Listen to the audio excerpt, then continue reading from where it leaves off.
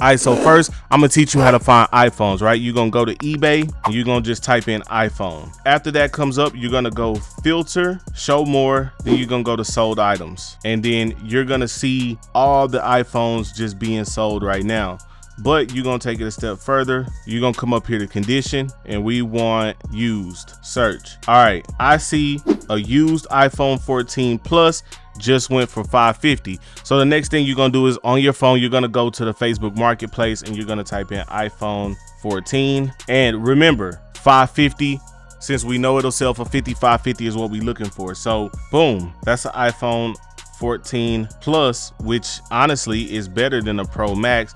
So we want to see what's wrong with it. It has a very small black dot at the bottom left corner. Other than that, it works perfect. It does come with the box and lighting cable. Let's see. Okay, and you're simply gonna boom, hit the is this item available. So we're gonna come over here and search for some more. Here goes one. This is new. This person is a reputable seller. They've got a brand new charger. Oh wow, everything checks out on this. So I'm also gonna ask them, is it available? Now, what do you do in the event that it is available? In this case, at $475, you're simply gonna ask them, hey, what's the least you'll take? A lot of the times they're gonna try to stand firm on their price. This is a chance for you to slide in and use what I call the convenience factor in order to set you apart. So ultimately what the convenience factor is exactly what it sounds like. A lot of the times when people are selling items like this, the reality is, especially on Marketplace, that they're in need of some cash. So what I would do, knowing that I can get $550 for this device on even a platform like eBay, the type of person I am, I would turn around and sell it locally. I would say, hey, I got $400 for you right now. I can come to you. I would really use the convenience to my advantage. There are some things you need to watch out for, right? You need to check for the authenticity. So you need to make sure that you're not buying a fake iPhone, and there are several ways you can check that. On an iPhone, there's a number called an IMEI number, which any seller should be very transparent about. And so like this particular seller in the example that I'm showing you is very transparent about the fact and showing you the IMEI. Honestly, I can eyeball and tell that that's a real iPhone.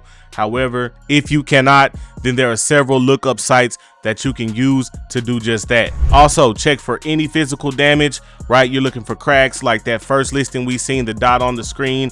That's probably why they have it so low. And in reality, you could probably use that as like a bargaining tool, a reason to deduct some off the price, even though they already have it discounted.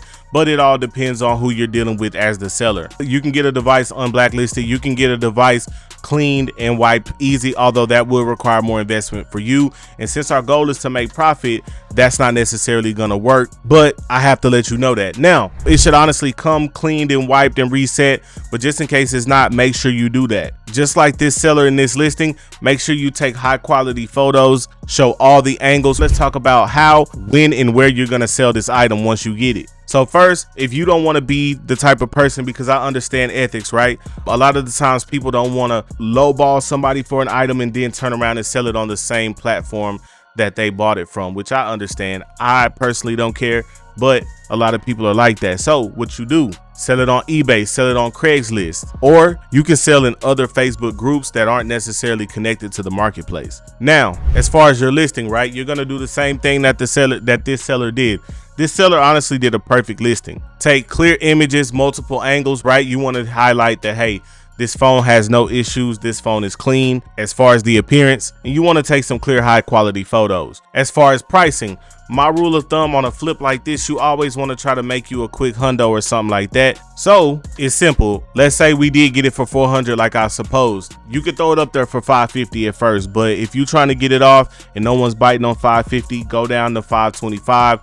Then to $500, but do not go under $500. Also, always meet in a public place, bro. We see so many times on the news where iPhone deals go bad, people getting robbed, all that. Always meet inside of somewhere. My favorite place to meet is inside of a Starbucks or a McDonald's. And as far as taking payment, I prefer cash. People can do janky stuff with electronic methods of payments. I guess you could do Zelle, but don't hand them anything until that money is in your account. So to sum it all up, go Comb Marketplace, send a message to everybody who has an iPhone listed. In order to get it below where you want it, offer convenience. Tell people that you can pull up on them right now with the cash. Check the IMEI, make sure it's a real iPhone, and always be safe and meet up in public spots. So this next product is one I'm actually having no problem selling at all right now. This one's more easy to sell than the last product. I'm talking about video game accessories, but a specific product. We're talking about the PlayStation 5 Spider-Man 2 controller. Now, this product is the classic case of supply and demand, right? And for some odd reason, ever since 2020, when the pandemic happened, brands don't just drop enough for everybody anymore. Now, we're in a situation where they just kind of drip them. Like on GameStop, they sell for 90 bucks, $89.99. But if you go to eBay and search this product up, you'll see the last sale, which was just yesterday, went for 180 pretty much. When you scroll down and you see pretty much sales on a product every single day, that pretty much means that that product is selling fast, meaning it won't be hard for you to sell once you get your hands on them. So now let's talk about how you get your hands on them, because truth be told, it's not easy, and I'm not gonna sit here and lie to you and make it seem like it's easy. However, it is easy if you know how and where to go to get them, right? So I'm in a resale group, right? Like you see here on my screen, on this screen that you're looking at, I'm in a reselling group called Divine. Divine tells me everything that I need to know as far as getting my products. So if we check Best Buy, this is what you call a monitor, and the monitor pretty much crawls the website at all hours and tells you when something restocks, right? So this is the Best Buy monitor. So this was obviously part of that bundle. You can get it for $250 on Amazon. So it looks like they're sold out in Target, but they do drop on Target, Walmart. Okay, so they do drop on all the major retailers, to where boom, this tells you the day and time that it actually drops. And I'll have a link to this group below. Twitter accounts like this will help us determine when it drops. So you want to definitely follow somebody like this, and they'll let you know, hey, this is dropping, if you don't want to join a group. Who Man Deals is another one, and they are making a killing off affiliate links. But places like this will show you how to secure these items, whether it's Target pickup, Walmart. Items like that are going to drop on specific days, most of the time, specific hours. A lot of the times what I've noticed is when people are at work or at school, that's when they drop. I don't know where the logic is in that, but that's just one thing I've noticed. So if you can stay in tune with that, then you'll fast track yourself to be able to get those. So that's definitely something that's moving quick and easy. All right, now the next easiest thing to flip for profit, you're not going to believe this one. And this is actually used clothing, but not just any old used clothing. There are certain brands, which I'm going to reveal to you, that are a surefire flip. And these items maintain their value. But bro, here's the kicker. A lot of the times, people don't know what they have, and they donate this stuff without knowing the true value. So that's right, you're gonna have to get in that car and get into a thrift store. So this is actually my thrift list, and I will give it to you. I'll have a link for you in the description of this video, but excuse me if I butcher some of these brands, but you get the picture. Patagonia outdoor apparel, that's gonna be the mountain logo. When you see it, if you see that, grab it. Whatever it is in a thrift store, you're gonna be able to flip it. You see, this is some pretty high-end stuff, and it sells for a lot. So imagine you picking this up for 10 bucks at a thrift store, bro. It is very, very possible. And once again, you see this stuff selling like hotcakes, just a bunch of sales even today. So you know this stuff is easy to flip. Lululemon, something that I see a lot of women going crazy over. This stuff maintains its value. If you see that, you have to grab it.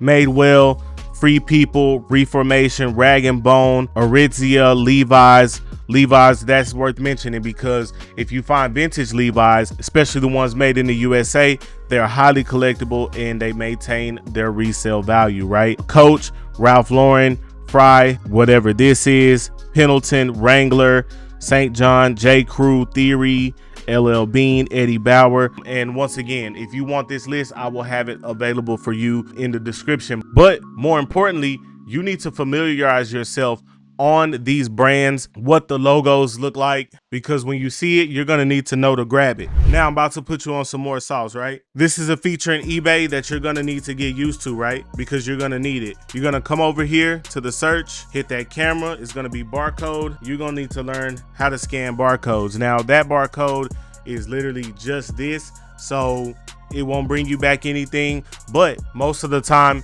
it will bring you back good stuff.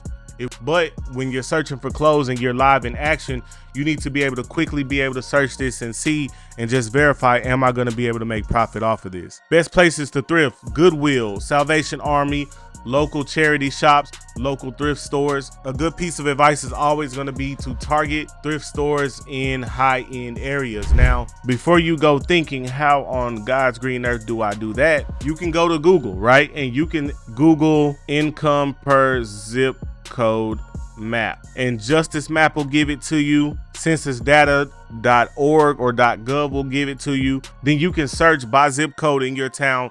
What zip codes have the highest median income? And then once you figure that out, you're simply going to search for thrift stores in that zip code. That's pretty easy. Now, let's say you don't have thrift stores, right? Garage sales, estate sales are a good place to look. Flea markets, these are like centralized locations where everything is. Make sure you inspect the items carefully. Look at the labels, look at the tags. One thing as far as authenticity, a lot of people make it this whole complex thing to determine if an item is authentic or not.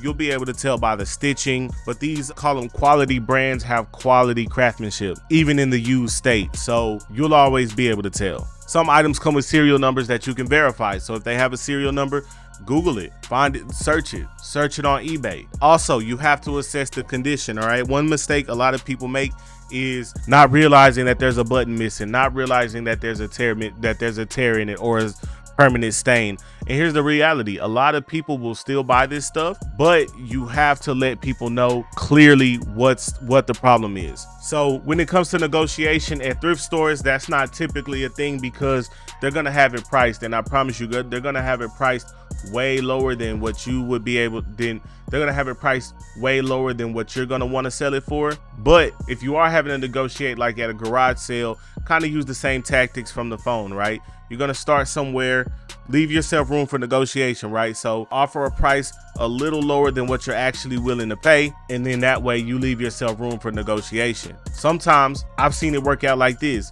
If you bundle items, like let's say I can sell these Ray-Bans for $100, right? And I want to offer them $50. I'll say, hey, if you give these Ray-Bans to me for $50, I'll buy the pen for $10, or whatever the case may be. Now, with the thrift stores, you always want to be one of the first people when stuff comes out. How you do that is you build relationships, and the only way to build relationships is for them to see your face. If you've ever had a job, right, especially a service job, when you get customers that come in often, you're automatically gonna be friendly with them. You're automatically gonna know them because you're gonna see them so much. The reality is that if you work, then you're at work more than you're at home. So you build a good rapport, you build a good relationship with these people. A lot of people will tell you that you need to wash these items before you sell them. I personally don't think so, because if you don't know what you're doing as far as washing, then you could damage an item. So it's best to just sell it as is, exactly how you bought it. Now, you could take it to the cleaners